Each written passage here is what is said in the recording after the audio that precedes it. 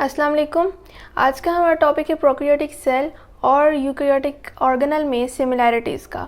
तो लेक्चर को स्टार्ट करने से पहले मैं बताती चलूँ कि आप मेरे channel daily dose of education को लाइक करें, शेयर करें और सब्सक्राइब करें और बेल आइकन पर क्लिक करके और वीडियोज़ को सिलेक्ट करें ताकि आपको नए आने वाली वीडियोज़ की नोटिफिकेशन मिलती रहे। तो अभी तक हमने अपने प्रीवियस टॉपिक्स में देखा कि प्रोकैरियोटिक सेल और यूकैरियोटिक सेल में क्या डिफरेंस थे। हमने वो पॉइंट्स जो है सिर्फ और सिर्फ फर्स्ट ईयर की बुक से चैप्टर नंबर 4 द सेल से नहीं लिए, बल्कि चैप्टर नंबर 4 के अलावा हमारी फर्स्ट ईयर सेकेंड ईयर की बुक में जितने भी चैप्टर्स में प्रोकैरियोटिक और यूकैरियोटिक सेल के दरमियान में डिफरेंस के पॉइंट्स गिवन हैं, हमने वहाँ से इकट्ठे करके जो है वो पॉइंट्स बनाए थे ताकि की पॉइंट्स के तौर पे हम जो है हर चीज़ को असेंबल कर लें और MCQs जो है हम बेहतर तौर पर सॉल्व कर सकें। हम उन डिफरेंसेस में जो हमने पिछले 3 लेक्चर्स में जो है कवर अप किए हैं, हम उनमें मज़ीद एडिशन कर सकते हैं। आप ज़रूर रीड करें अपनी बुक्स को, प्रोकैरियोटिक और यूकैरियोटिक सेल को डिफरेंस जो है उसको देखें और उन पॉइंट्स में मज़ीद की पॉइंट्स ऐड करें ताकि MCQs को मज़ीद बेहतर बना सकें। अब इतना हमने एलैबोरेट किया प्रोकैरियोटिक सेल और यूकैरियोटिक सेल के डिफरेंसेस को, तो आज हम इनकी सिमिलैरिटीज़ देखेंगे। लेकिन यहाँ पर एक यूनिक पॉइंट है जो हमारी बुक में इनडायरेक्टली गिवन है कि प्रोकैरियोटिक सेल और यूकैरियोटिक ऑर्गेनल का हमने यहाँ पर सिमिलैरिटीज़ को देखना है। इस बात को हमने जो है वो थोड़ा सा अंडरस्टैंड करना है कि प्रोकैरियोटिक सेल की बात हो रही है और यूकैरियोटिक ऑर्गेनल की। इस जो है पॉइंट को देखना है हमने। फीचर्स हमारे सामने 4 हमारे पास फीचर हैं प्रोकैरियोटिक सेल कि जो हमने यहाँ पर सिमिलैरिटीज़ और यूकैरियोटिक ऑर्गेनल्स के साथ यहाँ पर लिखी हैं। तो फर्स्ट है हमारे पास DNA का नेचर ऑफ DNA। ये सबसे इम्पॉर्टेंट पॉइंट है कि हमारे पास प्रोकैरियोटिक सेल और यूकैरियोटिक ऑर्गेनल में ये हमारे पास डबल स्ट्रैंडेड सर्कुलर फॉर्म में प्रेजेंट होता है DNA। और अब हम यूकैरियोटिक ऑर्गेनल्स की बात कर रहे हैं तो इसमें जो ऑर्गेनल्स मेन शामिल हैं वो 2 हैं। वो हमारे पास है माइटोकॉन्ड्रिया एंड क्लोरोप्लास्ट। ये 2 हमारे पास ऑर्गेनल्स हैं जो यूकैरियोटिक ऑर्गेनल्स हैं और जो है उनका हमने सिमिलैरिटीज़ देखनी है प्रोकैरियोटिक सेल के साथ। हमने इन दोनों को क्यों लिया? क्योंकि इन दोनों ऑर्गेनल्स का जो है ओरिजिन प्रोकैरियोटिक है। इस चीज़ को मज़ीद हम एक्सप्लेन करेंगे।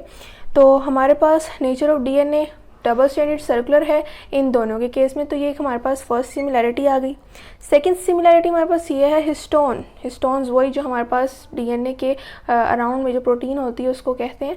तो ये इन दोनों केसेस में यानी कि यूकैरियोटिक ऑर्गेनल्स जो हमारे पास ये 2 हैं और प्रोकैरियोटिक सेल में ये दोनों में एब्सेंट होते हैं। ये एक सिमिलैरिटी हो गई। उसके बाद राइबोसोम्स की बात करें। राइबोसोम्स का नेचर भी हमने पता है कि यूकैरियोटिक राइबोसोम्स का अलग होता है, प्रोकैरियोटिक राइबोसोम्स का अलग होता है।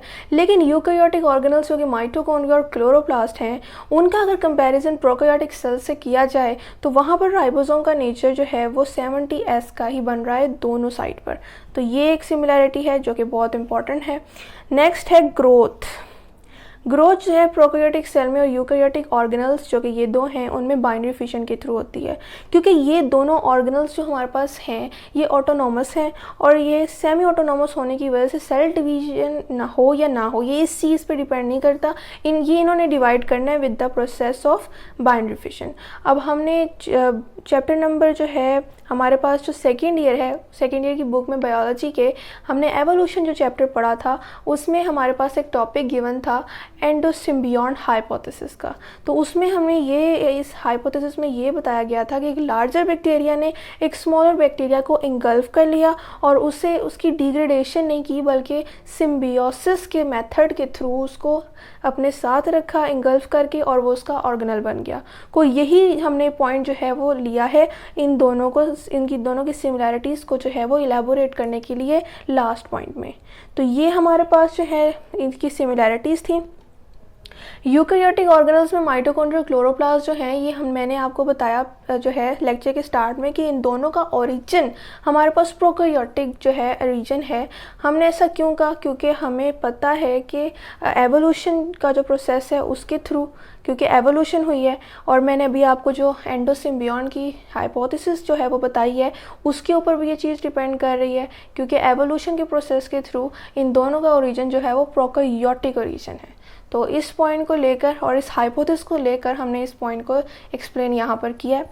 तो ये हमारे पास कुछ सिमिलैरिटीज़ थी, हम चाहें तो इसमें मज़ीद सिमिलैरिटीज़ भी ऐड कर सकते हैं, लेकिन मेन हमारे पास जो हमने दोनों बुक से असेंबल की हैं वो हमारे पास ये थी जो कि MCQs में पूछी जा सकती हैं। अब इंशाल्लाह हम नेक्स्ट लेक्चर में फ्लूइड मोज़ेक मॉडल जो है उसको डिस्कस करेंगे, यानी सेल मेम्ब्रेन का पूरा स्ट्रक्चर कि उसमें किस किस तरह के हमारे पास स्ट्रक्चर्स हैं और कोलेस्ट्रॉल वगैरह का जिक्र जो कि इन हमारे प्रोकैरियोटिक और यूकैरियोटिक सेल से रिलेटेड है, ताकि इसकी बेहतर अंडरस्टैंडिंग हो सके।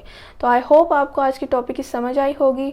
अगर आपको कोई क्वेश्चन हो तो आप कमेंट में ज़रूर पूछें। मैं फिर बताती चलूँ कि आप मेरे channel daily dose of education को लाइक करें, शेयर करें और सब्सक्राइब करें, और बेल आइकन पर क्लिक करके और वीडियोज़ को सिलेक्ट करें ताकि आपको नए आने वाली वीडियोज़ की नोटिफिकेशन मिलती रहे। शुक्रिया। अल्लाह हाफ़िज़।